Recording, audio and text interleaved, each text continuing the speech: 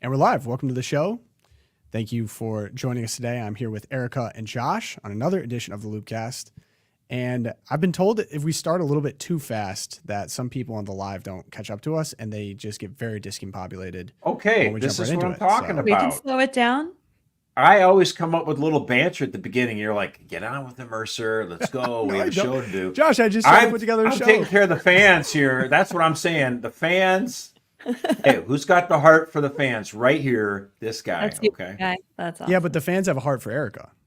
Oh. Well, okay, but I mean, So so do you have any? does Do you have any everybody. cute banter you'd like to contribute? Although, actually, let me start off the show with an official apology. I joined, I think it was Rashida Tlaib and Ilhan Omar with not understanding Memorial Day. They also thought that Memorial Day was for all veterans.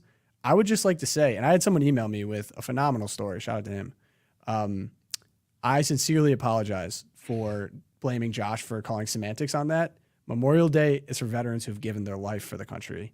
And I must have had zero brain power at the end of a show. So I would like to formally apologize for making the same mistake as, what do they call them? The squad, which thoroughly embarrasses me.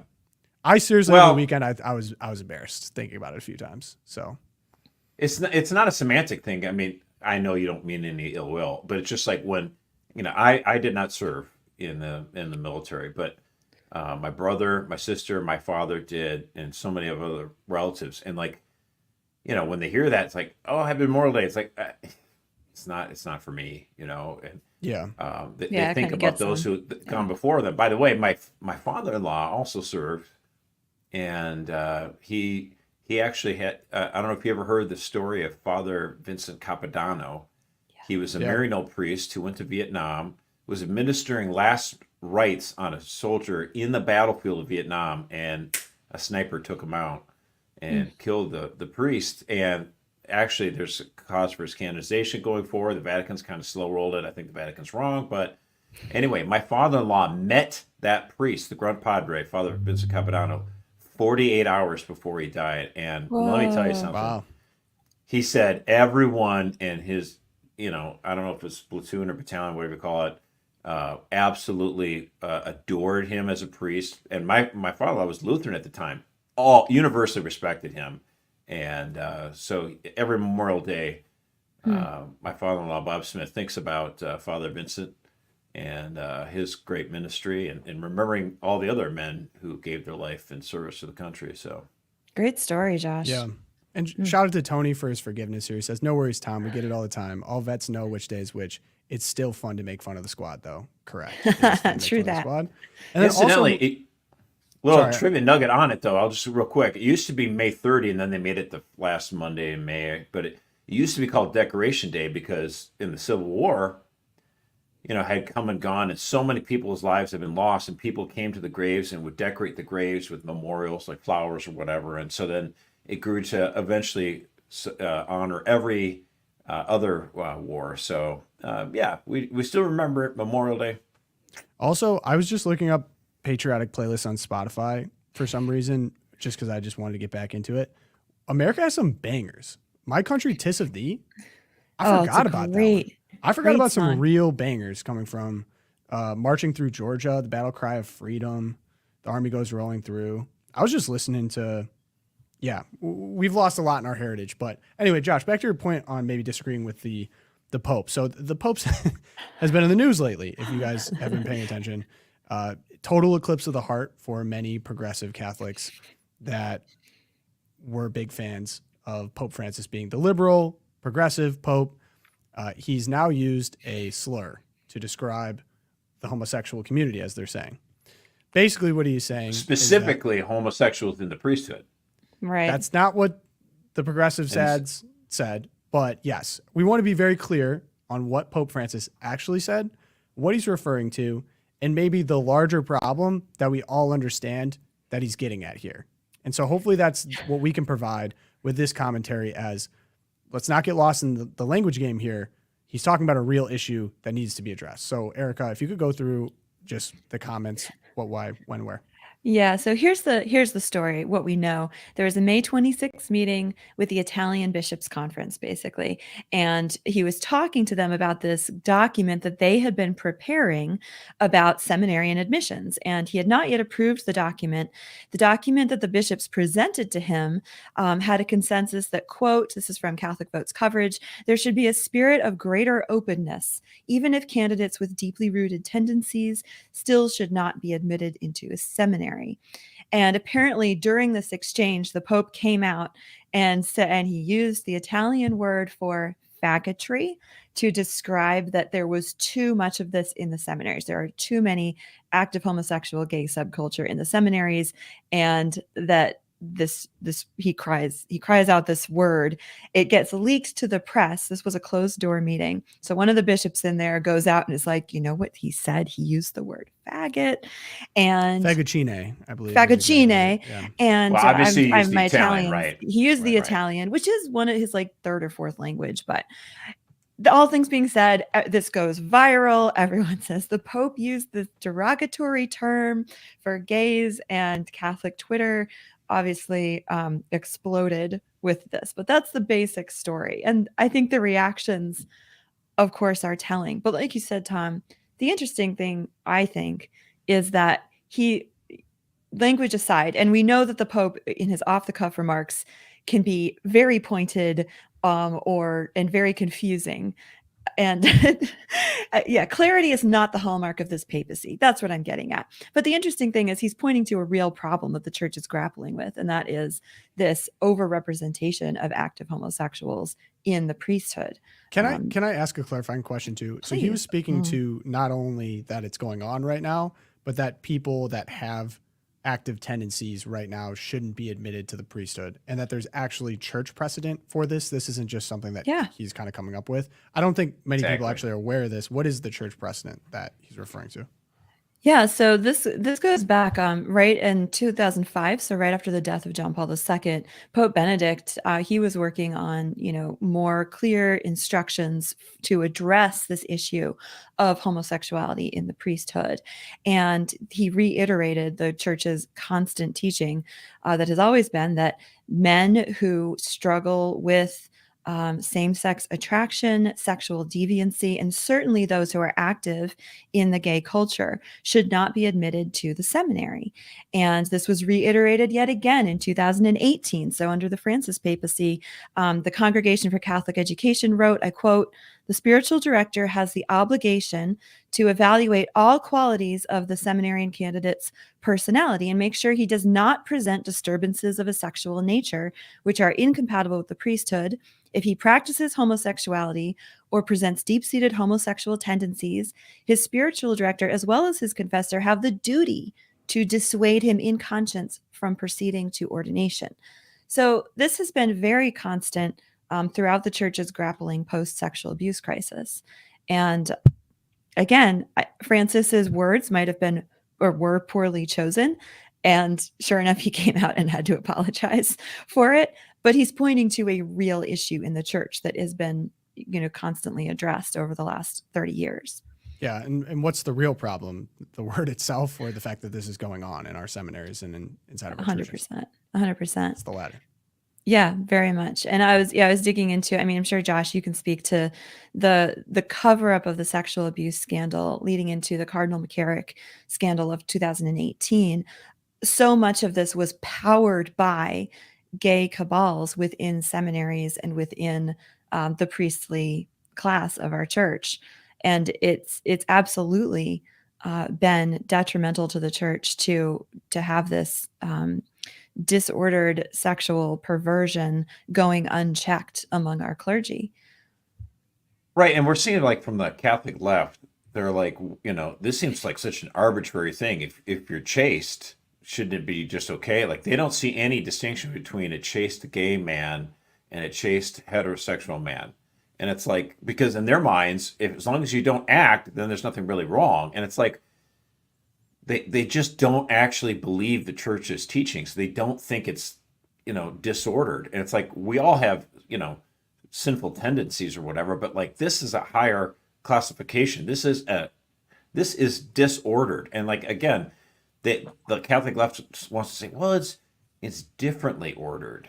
It's like, how do you not understand that this is fundamentally different way of looking at human sexuality? And so Father James Martin was out there saying, I know hundreds of priests that are, who are gay. And I'm like, I believe you're telling the truth. Yeah. Let me tell you, I believe it's probably true. He has somewhere in a memoir that I think he was actually like attracted to a man. Like he almost. Yeah, that was one of his more recent memoirs. Yeah. But He remembers. But doesn't this kind of get back to the point? Like, aren't we missing the point of the priesthood if you are even aware of the sexual orientation of fellow priests? Yeah, that's sort Right? of the point. Like, it's something that should be weeded out in the discernment process, that like if you are attracted to men sexually, that is a disqualification. And like the church has consistently said, because it's a disordered attraction, it's going to affect your ability to minister in the church to men and women. And yeah, it's the disorder of homosexual attraction is it affects your ability to form healthy relationships, even healthy chaste relationships with men and women. It's not to say that I'm not saying that homosexuals can't be chaste. Obviously they can. I mean, I've interviewed, Anna Kate, who loved God late. She's that was a great interview on how she came to grips with her same-sex attraction and is living a life of celibacy and chastity now. But at the same time, acknowledging that the very act of acknowledging that this is a disorder in my makeup was the path to healing and chastity for her. If you just ignore it and say, oh, there's nothing wrong, it's all sexual deviancy is equal, that's not that in itself is a disordered view of sexuality and the purpose Right. of They it. say, can't kink shame, come on, it's just a different flavor. And it's like, no, actually, this is what, again, the church is under, I would say, incredible attack, both internally and externally, from people who just think, get with the times. Why don't you see, and it's like, no, actually, John Paul's theology of the body is continually helping people to understand and realize that it's not the church that's wrong, it's the world. The world is absolutely confused about human sexuality. And we're the ones that are the prophets. We need to help people understand what it really means to be a human, what it means to be a man, and what it means to be a woman, when the whole entire world is completely crazy on this. And, again, I feel like the church sometimes forgets about her witness here. And, I think Pope Francis was obviously clumsy in trying to explain it, but, he's right that this is not meant for you, the priesthood, if you have these, passionate disorder. Yeah. And I think it isn't just kind of an accidental, oh, the church is forgetting. Like, I think there's genuine activism within the church and outside of the church to keep pushing the church more that direction. And I think it's kind of funny. They recognize this to be true. And this is true statistically. If you look at like Gen Z's percentage of how many people identify as LGBTQ, it's astronomically larger than others. And you can't just say, oh, there was people in the closet before. We're talking, by it's 30%, 30 times. It's crazy the amount more. So it is, I think they acknowledge that if you continue to expose children at a young age and to continue to push that, it will change their behavior and appetites. Like, I actually really, really feel and sympathize with people that genuinely wrestle and grapple with this sin, like, and feel that they're ordered towards that. Do I think that the numbers we're seeing now reflect people that are in that situation genuinely? No, I think that a lot of it is like culturally pushing people more in that direction, experiment, yada, yada, yada. So all that being said. Yeah, actually. Well, I was just gonna back up, sorry, with some stats. I mean, this isn't like, so all that going on culturally, that being said, we have something called the pink palaces, right? Like, there was a time where seminaries were disproportionately full of pretty open and brazen homosexuals. I mean, if you look at 1960s, I'm seeing the sociologist Paul Sullins estimated that about 17% of Catholic priests in the United States are homosexual in orientation, a rate around 4 to 5 times that discernible in the wider population. Share of homosexual priests rose during the 1980s, he maintains, but has diminished since the 1990s, and considerably so after 2000 John Paul II reforms. I mean, and it's unfortunately manifests as well. John Jay reported 2011 on sex abuse scandals 81% of the victims were male, 78% were post-pubescent, 75% of sex acts were same sex. So that's another layer that the progressive Catholics will fight you on, as if somehow it's discrimination by just reporting on accurate numbers of what we're all seeing. I think Pope Francis is touching on something that we all kind of understand and statistically see is true.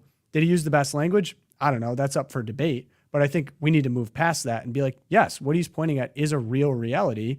And it's important not just if we want to take ourselves seriously in church reform, because what's the biggest sledgehammer used against Catholics is that they don't care enough about the sex abuse scandals. And it's always going to be wielded over our heads forever. But I think it's worth noticing we do need to be serious about that. And if we're serious about that, we can't just pretend like this isn't the reality. As we see statistically and through people's experience, this is what's going on. Yeah, absolutely. And I think the Cardinal McCarrick, that whole experience to live through that after having, so the sex abuse crisis in Boston, cardinal law, all of that broke in 2001 when I was in college, and then to have it all dredged up again in 2018 with Cardinal McCarrick, I think what the McCarrick scandal really brought to the fore was this awareness of he rose through the ecclesiastical ranks through those years. Yeah, the network. Network, right? Like, and how did he manage to do that even while everyone knew? And that's what came out with the scandal, was that everyone knew about it. And there were these rumors of homosexual activities in his beach house. And why was he named Archbishop of Washington? Why was he given the Cardinal's red hat and allowed to promote his prodigies all over the United States? I mean, we have Supich now, Still and we deal McElroy. with, Right. We're still dealing with that legacy. And it was because of this this huge percentage compared to the population. You said 4 to 5 times the normal population, the entire population. Well, it's important. They Think about protected this. him. You have this network, right, of all these Right. different, like McCarrick and he's shuffling his cronies around and getting them elevated to positions. And then you think about like Pope Benedict himself. He basically resigned because he said there's too much filth, and he didn't have the ability or energy to really tackle this project on. That's why he resigned, basically. That's what he said to the world. Like, there's just too much filth, and basically it's like, we need someone else to come in here that can come in and clean house. And that was a great hope with Francis, right? Everyone was like, "Oh, good, he's coming to clean house." And then, like, for me, the frustration with this faggot. Well, comment, he rehabbed McCarrick. Yeah, he rehabs McCarrick. He gives positions to his friends from Argentina, the Rupnik scandal. So, like, am I glad that the Pope is reiterating church teaching, even if the language is like a little bit juicy, faggots, am I glad that he said it? Yeah, it needs to be said in better language. But at the same time, his actions have been anything but cleaning house. And that hope has been completely disappointed with this papacy. I can't speak to all of this, but I did see some people talking about how this is kind of standard Peronist tactics to kind of play to both sides, which I'm like, Argentina. But yeah, it's going to be interesting to see where all this goes. But hopefully, well, actually, Go ahead, Josh. I had something scheduled for my Twilight Zone, but I feel in the Spirit's moving you. Yeah, the Spirit is moving. Like maybe I should bring my Twilight Zone to the forefront here. The fact is, the Episcopal Church has decided to add a new logo. They still have their main logo, of course, pull up a but here. This is their main logo. Come on. This is an honest to goodness logo they've added. For the people who are listening, they basically took the rainbow flag and the trans flag and all the different ugliness of it, and they put it inside their Episcopal Church seal, the shield, and of course the original one had a red cross in the middle, and so they got rid of the cross. It's just a white cross, sort of void. Feels very appropriate. The getting void. rid of the cross. Yeah, exactly. So, I guess that. Well, I mean, talk about being fully conquered. This just, at least we have clarity. I mean, instead of going down with the fight, you absolutely appropriate the symbols of, the people who are conquering you. That's just amazing to me. So That's my early Twilight Zone. I felt appropriate for this discussion, but that goes in how well pathetic and sad. with my B list Twilight Zone, which I wasn't going to use. But did you see in Florida they are currently conducting a manhunt for someone that Yes. did a donut on a Pride part of the road? Manhunt. was the exact term used. I can't And, wait till they actually catch the guy, and then 10 minutes later, here. I mean, we don't need There she audio on it, goes. but you can kind of see. Yeah. like, There's manhunt. the donuts. Oh my gosh. So He's and I was- squealing his tires to mar this pride symbol that was painted on the street. Well, Josh, I just saw like people get all mad at Christians for like blasphemy laws. Like, oh man, they're gonna bring back blasphemy laws. Like, we do have blasphemy laws. Like, you can't. They're gonna charge this guy with a felony.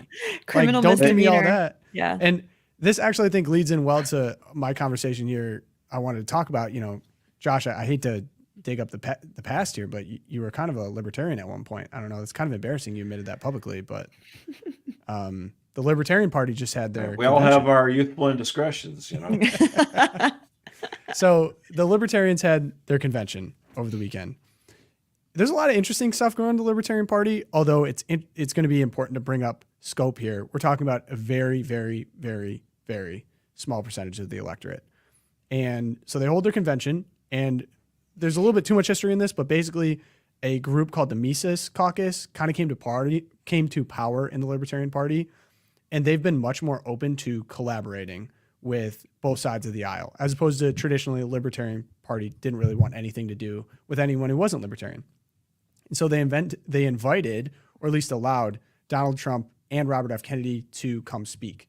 And that was very controversial with people at the party. That's why you saw the boos. So for anyone confused why when Trump went, he got booed. And of course he made the quip, well, I guess you don't want to win. Take your 3%, I guess, which is just awesome. He trolled them. I mean, just dunked on as usual. People were booing him. And then Kennedy got a little bit better of a reception, but not really. I mean, didn't last very long. And people were very frustrating. They were bringing people in from the outside. So who did they decide to elect instead?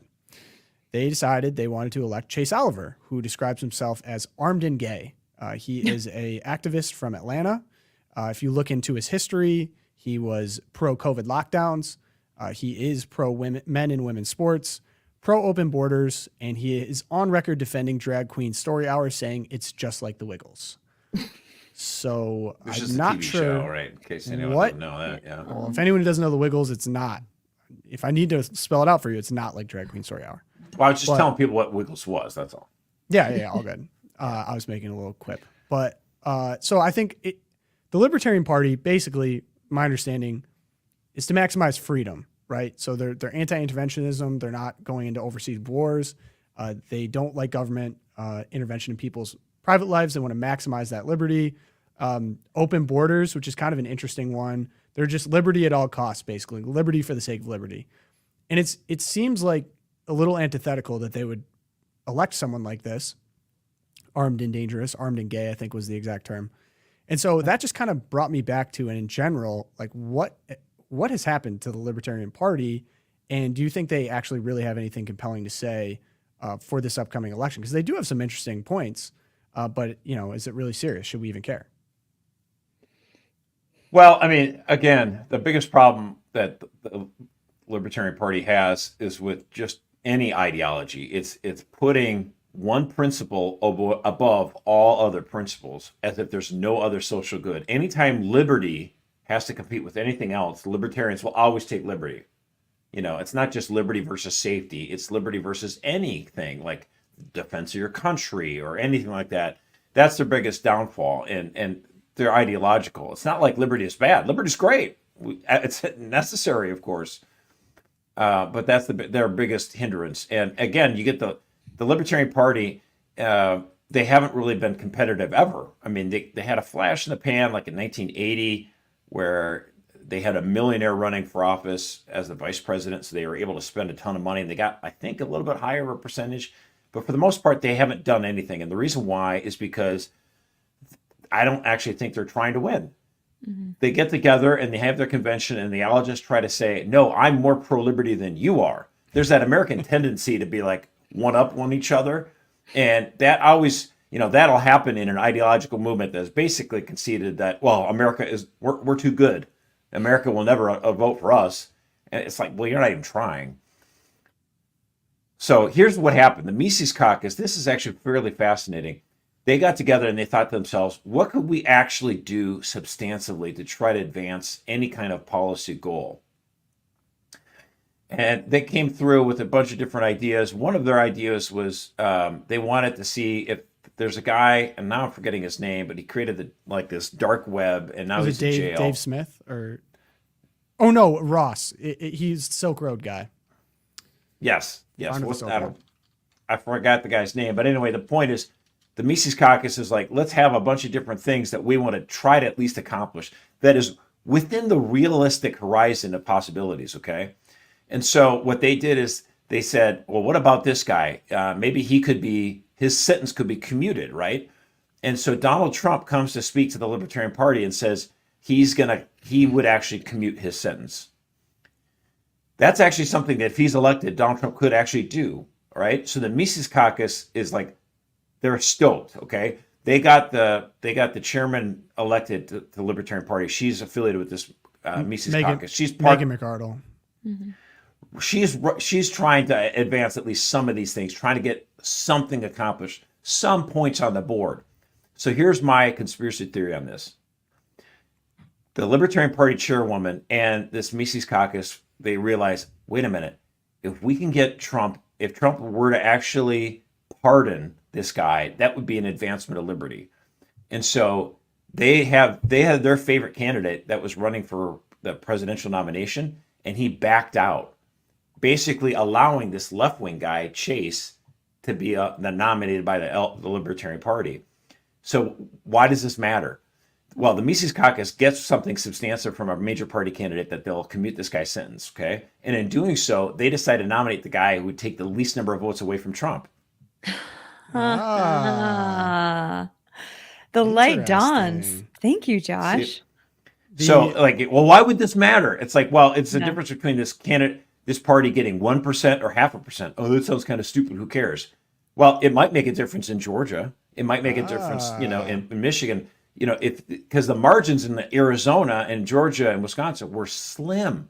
And so if the Libertarian Party candidate is this guy who's open borders and totally crazy on, the drag queen story hour, some Arizona libertarian style conservatives might be like, yeah, I don't know, dude, I'll just go for Trump. So it does make a difference. All right. The guy's name was Ross Ulbricht. He was the founder of Silk Road, and it was kind of like a black market. That was the name. Online It black just market. didn't come to me, yeah. Oh, and then I think he also pledged to put someone from the Libertarian Party in his cabinet. Trump did, right? If they would vote for him. And they didn't put him forward. But this guy Chase Daniel, also funny anecdote, he discovered libertarianism at a pride parade in Atlanta after being an Obama Democrat. So interesting cat. Yeah, that's so disappointing though, because I have this vision in my head of libertarians as the uncle who has he lives out in his trailer in the woods with a Gadsden flag, and he's just like, leave me alone. He's all idealist and founding fathers and all that, very idealist. And then it turns out they're just political machinations to get some guy out of jail and maybe take that actually good. Biden. I mean, it is. No, good. I'm not saying it's good just because it's good for Trump. No, it's not. No. Why am I not disappointed, it's Josh? far worse. It's far worse to have a Libertarian Party that's so navel-gazing that no, I'm the best. Oh, you're the best. No. To actually say, what can we do? I can't speak to whether or not this guy's sentence could be commuted or not. But the fact that they would actually stop for a second, stop from the screaming and having there's a guy at the Libertarian Party who just started stripping his clothes. Yeah, I saw that. Whoa. And he's not a handsome fellow like Tom. I mean, he's just like a dude that look at me. It's like, keep the shirt on, brother. Okay. HR. Okay, so they need to get away from that kind of garbage and actually say, what can we effectively try to do? You want political parties that are trying to be responsive and trying to represent themselves. Now, obviously, I don't want communists to be successful, so I'm not saying, but I mean, Erica, we had a long discussion before this show, and I'd like to try to have this now with Josh involved. So it had to do with putting the 10 Commandments in all public schools in Louisiana. Mm-hmm. Yeah, this was interesting. This is a really interesting story, and it got our interns all up in arms. So this was a great conversation. So Louisiana, this is like swinging away from libertarianism here, but it became the first state to require the 10 commandments to be displayed in all schools and colleges that receive public funding. And it is shocking, right? Because we went through, Josh will remember, we went through this whole thing in the 80s and 90s where they're stripping the 10 Commandments monuments out of public spaces. Louisiana just comes back and is like, the text has to be the central. They're like, we're putting them back. We're putting them back in Louisiana. Sorry, they were at one point in all public schools, the 10 Commandments posted? Yeah, no. She's talking about. She's talking about like in the city, like in a city's park. City parks, you might have the 10 Commandments, or city hall, it's public spaces, exactly. So this is like coming back even harder. So we're going to put these in the public school, and it brought up some really interesting questions of, is there a place for this? What are your takes on 10 Commandments in schools? Is this religion in the public space? My take was, well, it would be, and is that wrong? Yeah, exactly. And I'm saying I don't think I have a problem with that per se, because I think one of the faults of libertarianism in its ideal form, not in the Libertarian Party form, but in its idealist form, is that you can somehow have a neutral public space, that we can have this sort of secular, neutral place that we all come to. The government just stays out of everyone's hair, doesn't tell anyone what to do. And everything just, goes fine as long as we all have absolute personal freedom. And that's just a lie. And the reason why I'm fine with the 10 Commandments is because it really is the best morality for regulating the common good and for regulating the public square. And there's a reason why the founding fathers would refer to Christian morality. And then we have all kinds of arguments going on. Like, was the American founding Christian? Was it Masonic? Was it anti-Christian? And there's a lot of Catholics who disagree on this. Deist, right. But the bottom line is, at the time of our founding, Josh didn't agree with that one. We had he's like, no, Patrick didn't. For the audio listeners, that was a vintage Josh disagree head shake right there. Yeah, it was pretty great. Go on YouTube to see it. But anyway, the idea that we can have this neutral space and neutral state morality it has been utterly disproven by the rise of the progressives, that we went from a populace at least informed by Christian morality, and it was cut dry flower culture for sure. Like, a lot of the belief in the Christian system was gone, but we went from a Christian informed culture to the new religion, the new state religion. And we see this with the pride flag painted on St. Petersburg intersection there in Florida. And that is the new religion, the Episcopal Church's logo. So it's not that you go from, 10 commandments in it being in public spaces to neutrality. You go from 10 commandments to new religion, new morality, and with its own symbols. So do I think we need to get the 10 commandments back in there? Absolutely. We need to get those back in there. So go Louisiana. Yeah, I mean, the original understanding, of course, that people need to draw from with regards to our U.S. Constitution was that the federal government, our Congress, was prevented and prohibited from establishing a national church. By the way, that did not prevent states from establishing state churches, and many did. Massachusetts, I think Connecticut, several others. Virginia did not, which sort of stood out. And then eventually, I think Massachusetts was like the last to let go in like 1852 or so. Now there are no state-sponsored churches, but that was not obviously wrong, because Massachusetts had done it for 80 some years, and so what's happened though is that the First Amendment, allowing the freedom of religion and making sure that Congress wouldn't establish one state religion, people got that completely messed up, and that got reinterpreted basically through the ACLU's lenses in these court decisions, basically saying we need to remove any religion from any public space, any public school, any city park, anything. It has to be completely void of anything religious. Otherwise, you're establishing a state church, which is bonkers. Right. And of course, we never applied that to the United States Supreme Court itself. I've been there. There's a statue of Moses. He's holding the commandments. There's all this stuff. It's like, how come wasn't stripped down? I certainly don't recommend them to do that. Yeah. Josh, don't talk about And it. so then, the court then basically put on this stifling anti-religious secular imposed view that said any acknowledgement of religion by any government or on any public sphere was somehow an establishing religion and somehow curtailed against your freedom. See, this is the argument they basically use. Okay, so if you're a 6-year-old in school and the teacher's leading you in prayer, that's kind of like pressuring you to join a religion of some sort, and therefore the state has to intervene. Our federal government has to prevent states from being able to allow school prayer public schools. And it's a garbage argument then, it's a garbage argument now. Yeah. Now, the Supreme Court had an important thing. Now, it's okay. The Supreme Court ruled back in 2009, it was Pleasant Grove City versus some of them, where basically the city in Utah had established a little public park here, and they allowed different religions to put up religious things, and someone put up a 10 Commandments, and then basically this other church said, well, if you put theirs, you have to put ours too. And the city's like, yeah, no, we're not going to put your thing up there. We don't agree with what you're saying. We think what you're saying, these precepts are wrong. And so then again, the secular age would say, well, you shouldn't have anything. And if you do, it has to allow everyone. No. That's not true. The people of Pleasant Grove City can say, this is the beliefs that we have. We support the 10 Commandments, and we want it on our city parks, and eventually, like what Louisiana doing, we want it in our schools. And if you don't like that, that's fine. We're not imposing on you. We're not forcing you to join a church. We're not taking your tax money, but this is what we believe. Mm-hmm. And the Supreme Court has defended that right, because it's not imposing some sort of tax, making people pay. You're not forced to join. You're not forced to agree with anything.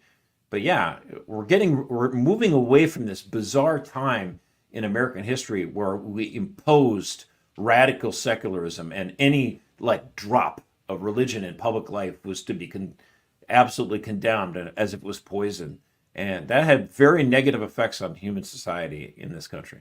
Well, I mean, leftism is just a rebranded religion, which is hilarious. Mm-hmm. It's like there's no doubt, except it doesn't offer forgiveness. You're supposed to right. There's no mercy in that religion. Yeah, and even the point of education, of discovering truth, forming the soul, encouraging virtue, all those things, was butchered by the American public school system, because they just wanted to offer a completely secular training in how to be a good American citizen. And by removing all the parts that actually help you understand truth and would form you as a person, you now get the humanist religions involving all the LGBTQ mafia stuff.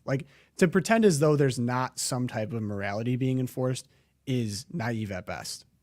Right. And education isn't just learning, it's moral formation. Because how can you impart all this information without providing some sort of guidance on what is right and wrong? And even in our public schools, which I think are so defective anyway, even there, it's like, well, the Nazis are the bad guys. It's like, oh, I'm glad you think that and teach that. That's good. Why exactly? What is your governing philosophy? Is it because, they don't believe in individuality, or, what? Because they kill people? They can't even offer, explanations half the time. It's pretty bizarre. It's kind of bizarre. And I watched a really interesting conversation between Louise Perry and Tom Holland, who's a British historian, this weekend. And they were talking, not that Tom Holland. He's not as cute, but he's probably more educated. Probably. So this is historian Tom Holland. But they were talking about how... Now we know Erica's crush. Okay. He's a little young for me, guys. Thanks. I'm flattered. But anyway, they're talking about Tom Holland's new book, which is it's looking at the civil rights movement and basically what we went through from 1940 to the 1960s as what he calls the Second Reformation, and that we're going through this time in history that is as much of an upheaval and a disruption to the order that we live in as 1517 was. So the 1500s, the Protestant Reformation.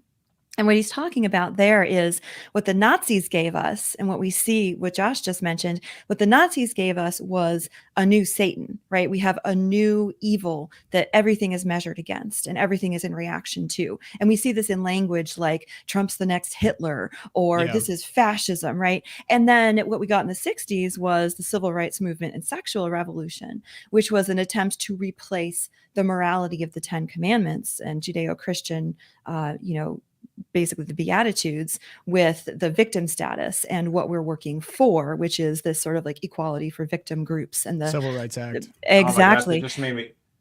Yeah. Oh, I mean, Josh is like thinking now, but it was a brilliant conversation. I would recommend it. I'll put it in the show notes. It was a brilliant conversation of explaining how the new religion has given us the new Satan, Nazism, and the new positive morality, which is civil rights and, LGBTQ. So it's a really neat framework. Highly recommend Tom Holland, but not that Tom Holland. Not Spider-Man. Yeah. I'm just trying to think. Unfortunately, If you think about it, like the sexual revolution and radical, secularism of the day, it isn't. We've said this a lot on the podcast. It is its own new because religion. it's true. Let's just take it. This discussion about Louisiana, it's like they do have. It'd be fun to sit down and write their 10 commandments. To thy own self be true. Yeah. Like never kink shame anyone. I mean, Can I just be a nerd for a second? So, to thine own self be true. Do you know where that comes from? Ooh. Yeah, Hamlet, right? Yeah. Do you know who says it? Come on, guys. I don't know. Polonius says it. He's the father of Ophelia, and he's saying it to his son. His son is going off, and it's supposed to be like a dumb guy is giving dumb advice. So Shakespeare Right. never meant for you to be like, to thine own self be true. And now everyone quotes it, and I'm like, you do know that's Polonius, right? And they don't. Well, But I I've, just only, had to- I've I had only to throw seen that Lion in. King, so Yeah.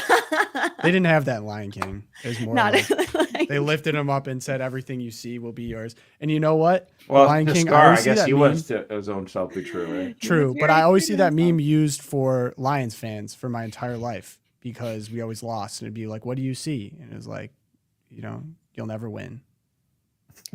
I All like right, how sorry to I add brought on the a sad note. Shakespeare and you brought like the sports, and we're just that's the show, guys. That's our And ethos right that's a there. wrap. We're gonna. Oh. Yeah, another really cool. It's funny we're having this conversation. I saw a really interesting video by this guy Wade Stotts, who he's referring to. It was an article written called "The Iron Polygon," and basically it was an argument about how the Constitution, as we understand it, like people are saying, we're conserving, right? We're conserving to what the original founding fathers said in the Constitution, but we're not living under that same Constitution. It's been fundamentally changed. He said 3 times, and then someone went as far to say 4 times. The 4th change being the Civil Rights Act, which you were talking about there, that the government is in the business of completely removing inequalities of all kind, discrimination of all kind, yada, yada, yada. That was the 4th transformative.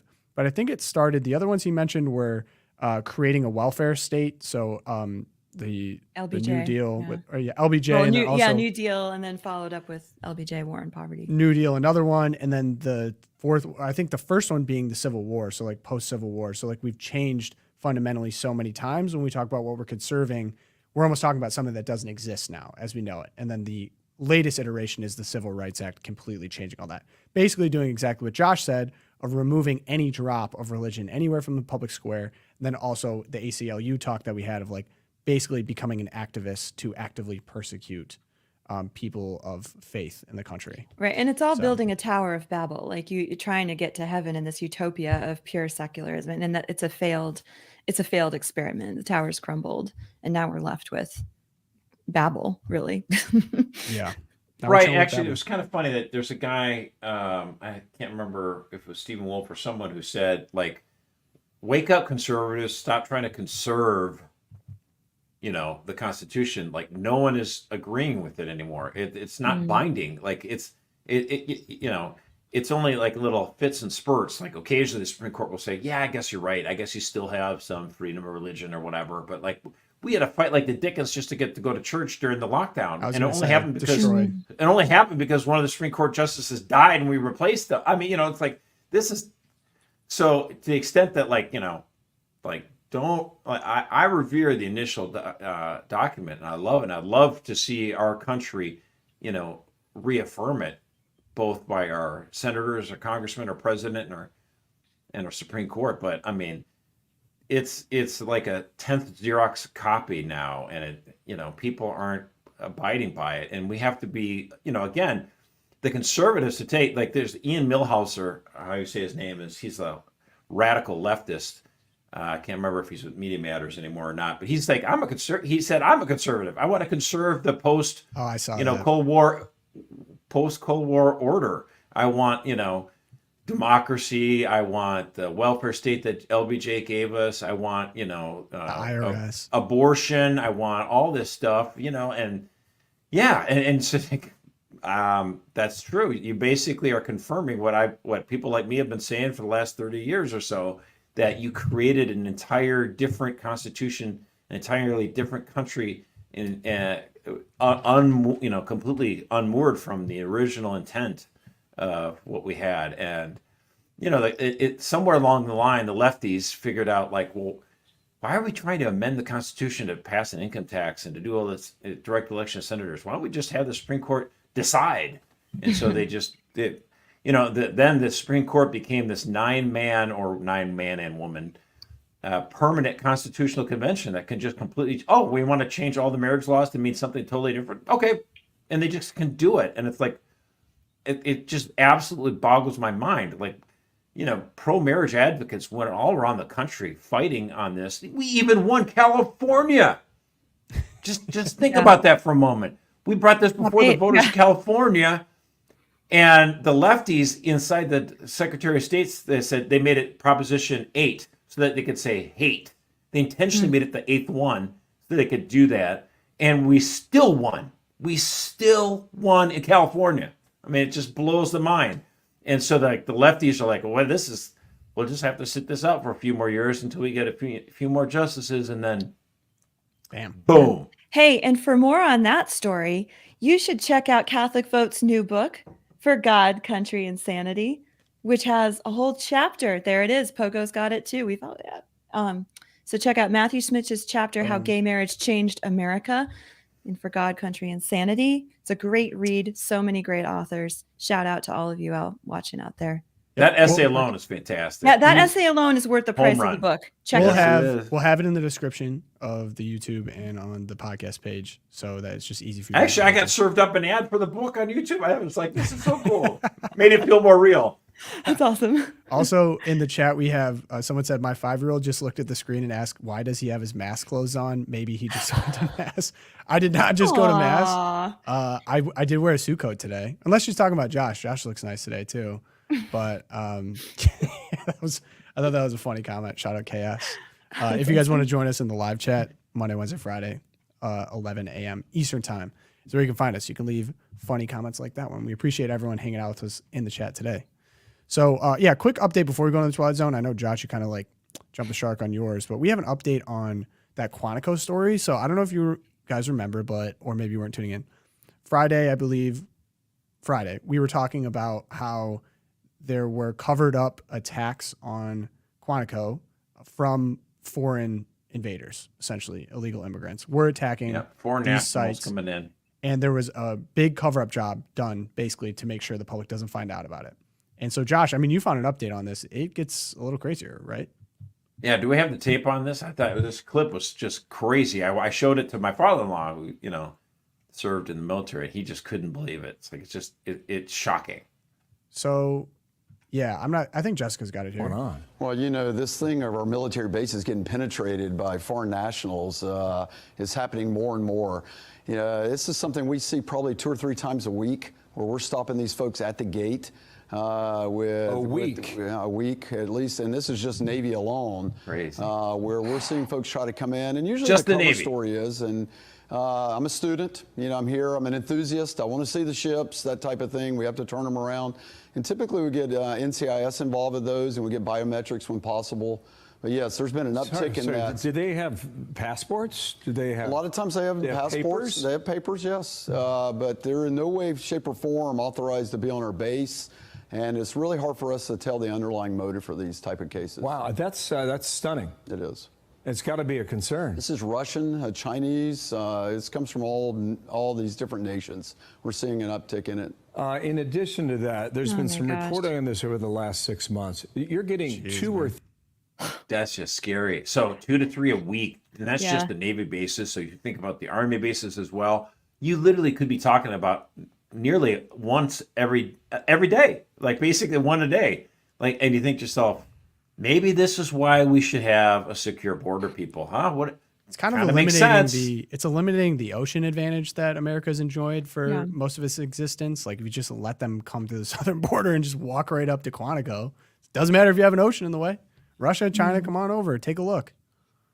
Like That's this chilling. is absolutely chilling, frightening. And if you voted for Biden, this is what you got. And there was that great video of the Turkish migrants at the border coming over. Basically, like it was so easy that it was too easy, and I'm concerned about who else is coming over with me. Like they're like, we just walked across.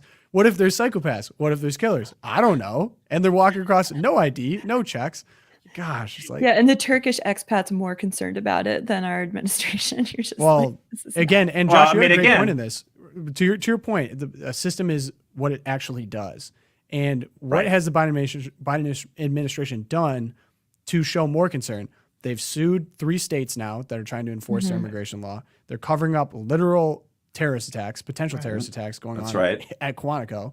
And then finally, we have Chuck Schumer just saying that the eventual intent Right, is to get right. all the illegal right. immigrants That's the intention. to become So- citizens.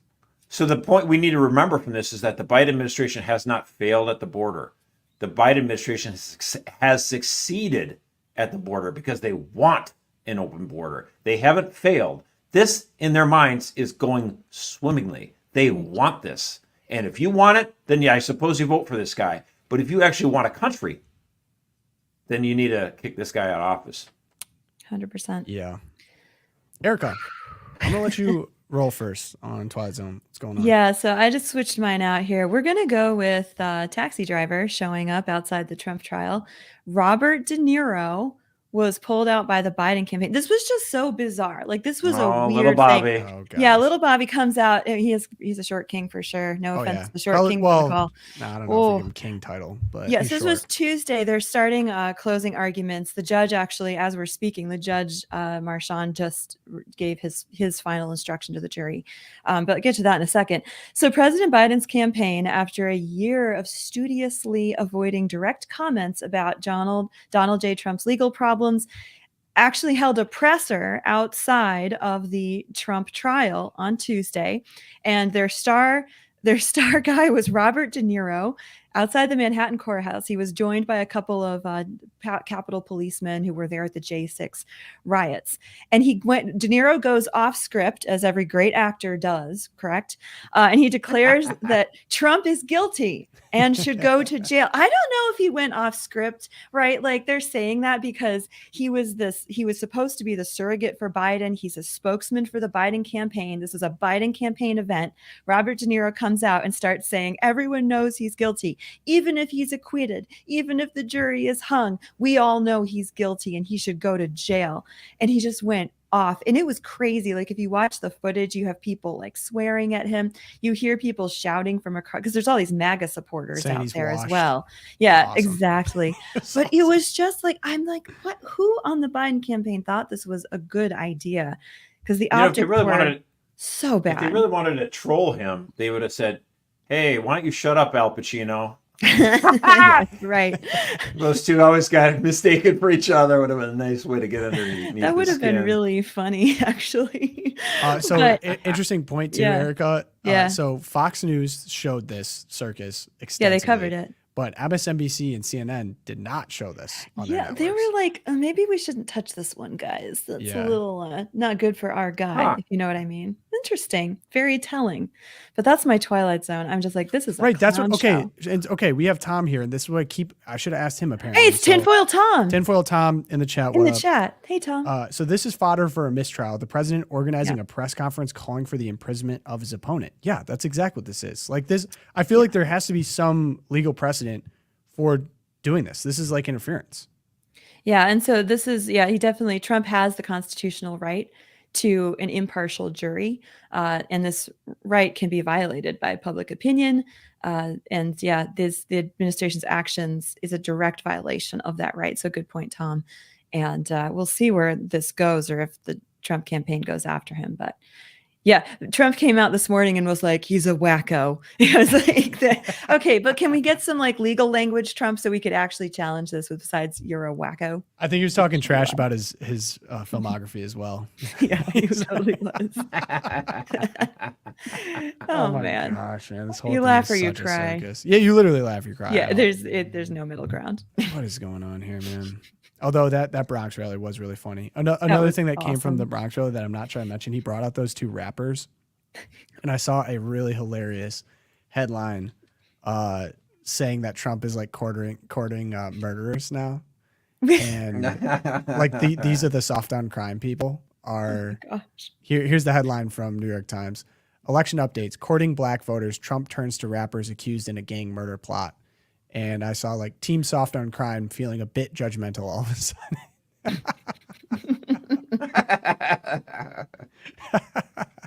That's perfect. Yeah, no, it was pretty good. Sorry, Erica, did you have anything else? on No, that? no, I have election exhaustion now, so you can go right into yours, Tom. I need Okay, to take cool. a And nap Josh, here. I mean, you already shot yours off. Well, I mean, I could also just make this point about like the continued kerfuffle over the pine tree flag, Yeah. at the Alito House just keeps going on and on and on. And it's like, and I just find it so amazing now that we're seeing this, like, the state of Massachusetts had it up once recently. San Francisco had it up. San Francisco, it was in the John Adams series, so someone had a really good article in the Federalist, Tristan Justice. He wrote that, like, hey, this the most dangerous part of the New York Times Alito flag meltdown is the politicization, hard word to It's a say, tough one. Yeah. of patriotism. Like, you're taking all these symbols, patriotic symbols from the Revolutionary War, like the Gadsden flag, this pine tree flag, and you're saying that only extremists believe in this, and therefore you're basically saying that you should hate your own heritage, and it really is just disturbing precedent. And of course, the thing with Sam Alito, totally blown out of proportion. There's nothing wrong with a justice putting that flag up. Give me a break. And of course, he had the flag upside down at his house, and they were like, "Oh, it's about January 6th." And in fact, it was his wife protesting this neighbor who was being a total jerk and had a Trump sign that said "F Trump." And, Right. and Mrs. Alito's like, "There's small kids in the neighborhood. Take down that sign. Come on, man."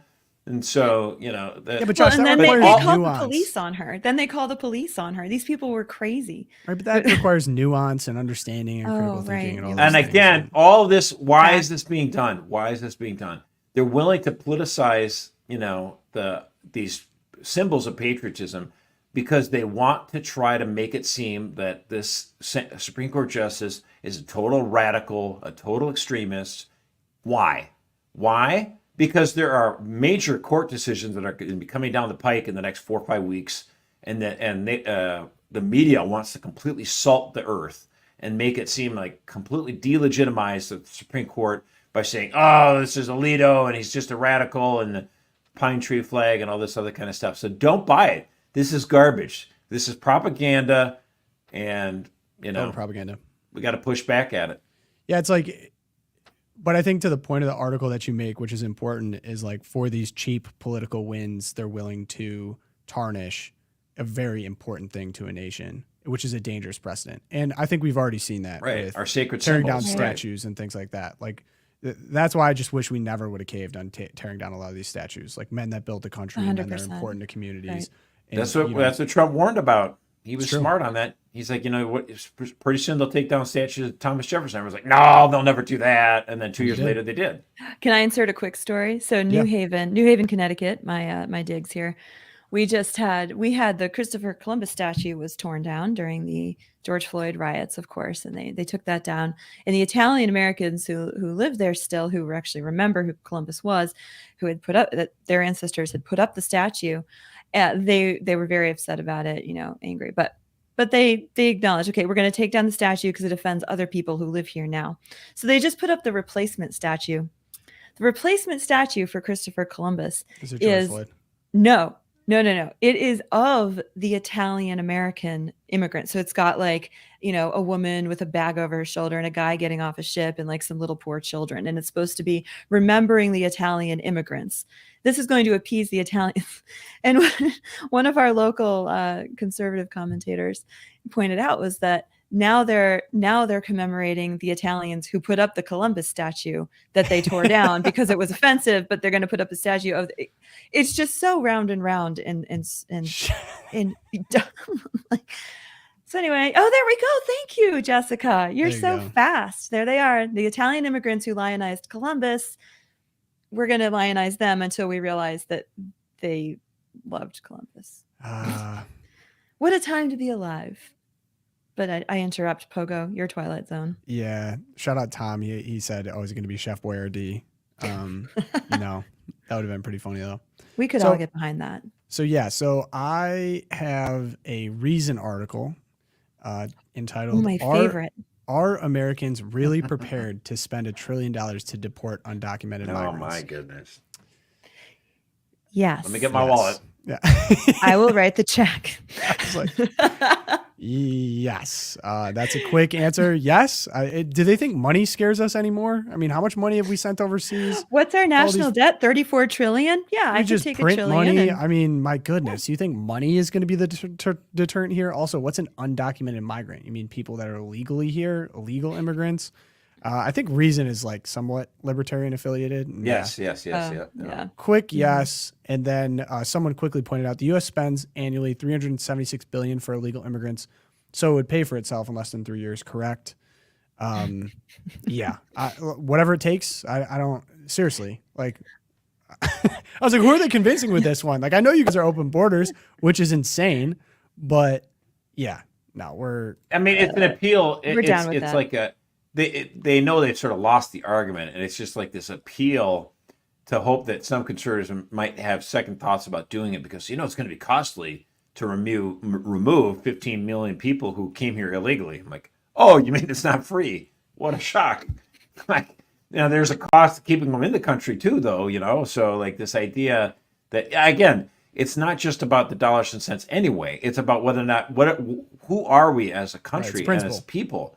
Like, are we just going to let anyone in? Like, are we going to let a billion Chinese into our country? I mean, like, what's the organizing principle that gets them to finally say, no? Like, are we a sovereign country or are we not a sovereign country? And honestly, I sympathize because a lot of people feel like we're not right now. Like, we are kind of just like an economic Walmart for the rest of the world. Parking lot. Yeah. We're genuinely like, seriously. And like Walmart, we're gay. Right. We're flying other flags, gay flags for sure. But we're definitely flying all these other flags, whatever, Israel, Palestine, it doesn't really matter. Ukraine, all these other flags are flying everywhere. Just not the pine tree flag. Just not the pine tree flag. Because if you fly one. that, you're racist and an extremist and all the above. But yeah, I think the general sentiment, which is, I was just talking to a friend the other day about, we touch on this and it's always controversial. Like in the beginning with Ukraine and Russia, that was controversial to say anything about that. It's now controversial. It'll ruin a social gathering if you bring up anything about Israel and Palestine.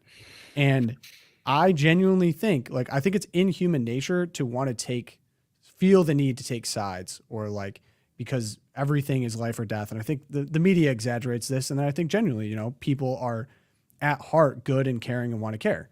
But I think elementary to all of this is why it feels like our own country, that's more important to our own country than our country itself. And that we need to get our own house in order before we can even have opinions on these things. While simultaneously, America basically brags about being a bastion for democracy and all across the world, a beacon, while completely disrespecting state sovereignty of just about every state less powerful than us.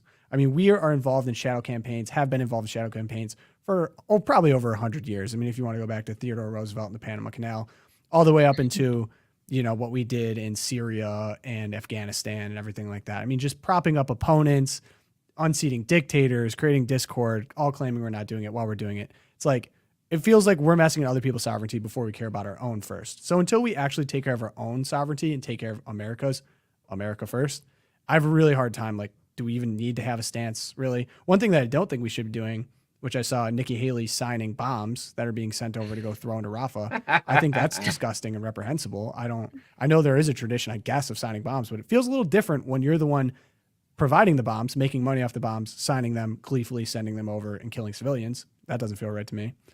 But yeah, maybe I just end there. I just saw that and I was like, this is so on brand for Nikki Haley. That was quite, not to put a pun on it, but that was quite the bombshell to throw out there and be like, and we'll end it there. I just saw that and was mad. This is dumb. As I'm getting like revved up to respond, you're like, oh, it's noon. See you guys. Yeah. I think We'll get into that Friday, maybe. We had a cut. Although I'm seeing, Jessica, do I see stickers here? Is that what's going on? We have Yes, St. Joan of Arc St. sticker. Joan of Arc sticker. It's her feast day tomorrow. Check out, we have a discount on the Joan of Arc sticker. This is a favorite with teen girls, as Josh will attest to. His were all absconded with by his teenage daughters. And mine too. I lost all my stickers. I got to order some more. Check out the Joan of Arc sticker. I was born for this. Stickers are chill. So yeah, check out those stickers. Check out the book. If you're interested, we'll have that in the description. If you want to help out the program, like, subscribe, share us around. Appreciate that. If you want to email me, lukecast@catholicvote.org. Send us Ask Josh questions. Could be as simple as what's your favorite war movie. Could be a deep theological question. Could be a history question. Josh clearly knows his stuff. Or actually, Ask Erica. Erica is available too. If you want to ask Erica a question. Is it? Oh, If you wow. want to ask New me a segment. question. We're pro answering questions on here. Wait, here's a trivia question for anyone. Who is the first woman to receive an electoral vote, vote in the Electoral College? It has something to do with what we talked about today. The 70s. What was her name? She had blonde hair. That one. Was she Oh my gosh. libertarian? I'm embarrassed. No. I was gonna say. No. It was a Libertarian. Oh, No way. 1972, Tony Nathan. She was the vice presidential candidate for the Libertarian Party. That's not who I was And thinking of. a Nixon elector from West Virginia decided to be faithless and didn't vote for Nixon. He voted for the Libertarian Party candidate. So, boom. Boom. Good trivia there. Faithless is a good diss. Mm. And then, yeah. Some if you wanna states help will us- prevent you from doing that now. They don't let Right. the electors vote. Certainly. Yeah, and if you want to help us out, leave us reviews on Spotify and Apple Podcasts. That helps us out a ton. I appreciate that in advance. But most of all, you can pray for us. We're praying for you, St. Thomas More, Our Lady of Guadalupe, and St. Fidelis. Pray for us. Have a great day, and we'll see you guys on Friday. Peace.